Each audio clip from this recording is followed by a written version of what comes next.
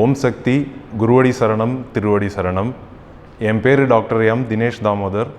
ஆதிபராசக்தி பல் மருத்துவமனை மற்றும் கல்லூரியில் பொது சுகாதார பல் மருத்துவத்துறையில் துணை பேராசிரியராக பணிபுரிகிறேன்.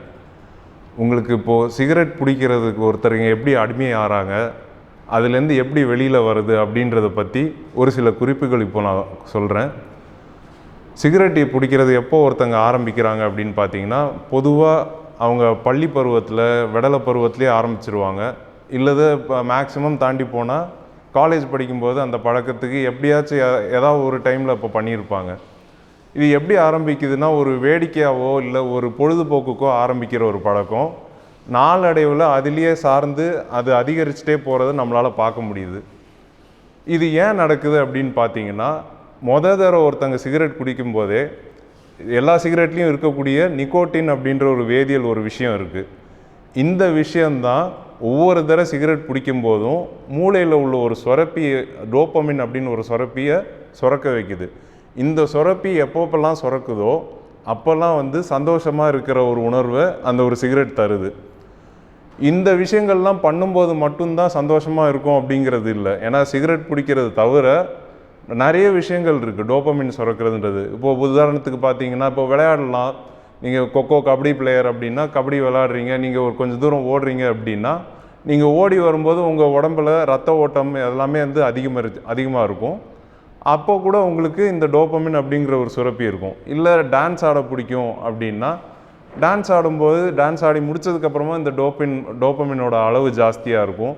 இல்லை அவங்களுக்கு என்னென்ன விஷயங்கள்லாம் பிடிக்குமோ, இப்போது அவங்களுக்கு பிடிச்ச உணவு, பிடிச்ச சாப்பாடு சாப்பிட்றாங்க, பிடிச்ச ஸ்நாக்ஸ் சாப்பிட்றாங்க அப்படிங்கிறப்பையும் இந்த டோபமின் ஜாஸ்தியாக இருக்கும், இந்த சுரப்பி ஜாஸ்தியாக இருக்கும். நீங்கள் சந்தோஷமாக தான் ஃபீல் பண்ணுவீங்க. இல்லை இப்போ தியானம் பண்ணும்போதோ இல்லை மூச்சு பயிற்சி மேற்கொள்ளும் போதோ இந்த சுரப்பி ஜாஸ்தியாகும். இதெல்லாம் பண்ணதுக்கப்புறமாவும் நம்ம சந்தோஷமாக தான் ஃபீல் பண்ண போகிறோம். சிகரெட் குடித்து தான் இந்த சந்தோஷத்தை தேடிக்கணும் அப்படிங்கிற அவசியம் கிடையாது.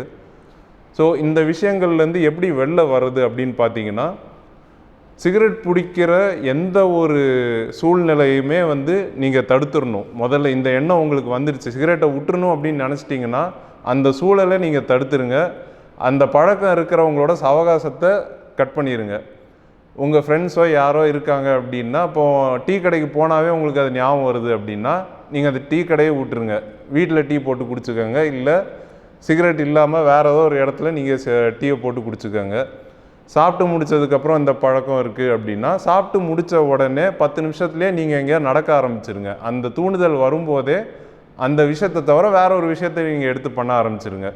ஸோ இந்தந்த மாதிரிலாம் பண்ணி நம்ம மூளையில் உள்ள அந்த சுரப்பி சந்தோஷமாக இருக்கிறதுக்கான அந்த ஹார்மோன் சுரப்பியெல்லாம் வேறு விஷயங்களையும் நம்மளை ஈடுபடுத்திக்கலாம்.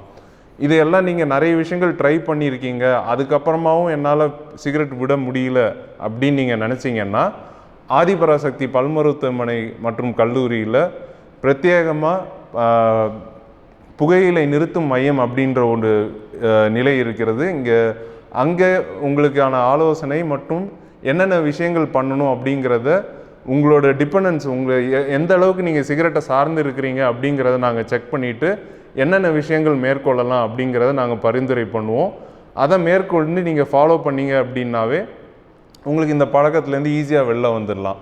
கூடுதலாக உங்களோட ஃபேமிலியோட சப்போர்ட்டும் தேவை. குடும்பத்தில் உள்ள உறுப்பினர்களும் உங்களுக்கான விஷயங்கள் இதெல்லாம் செஞ்சு கொடுத்தாங்க, அதுக்கான ஒரு சூழ்நிலை உங்களுக்கு அமைச்சு கொடுத்தீங்கன்னா இன்னும் வேகமாக இந்த பழக்கத்துலேருந்து நீங்கள் விடுபட்டுடலாம்.